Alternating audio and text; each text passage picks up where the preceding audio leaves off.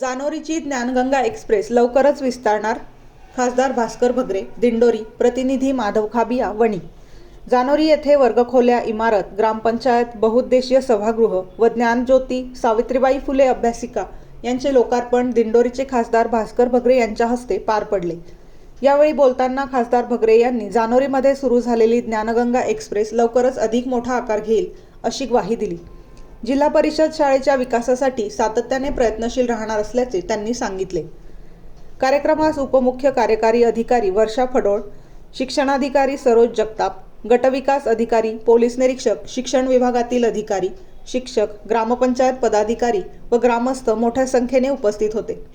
विद्यार्थ्यांनी लेझिम व आदिवासी नृत्य सादर करून पाहुण्यांचे स्वागत केले. यावेळी शाळेसाठी घड्याळे, पंखे व स्मार्ट टीव्ही भेट देण्यात आले. इंडोपंप कंपनीकडून ग्रामपंचायतीसाठी 51,000 रुपयांचा निधी उपलब्ध करून देण्यात आला. एकल महिलांना सन्मानाने वागवा. वर्षा फडोळ.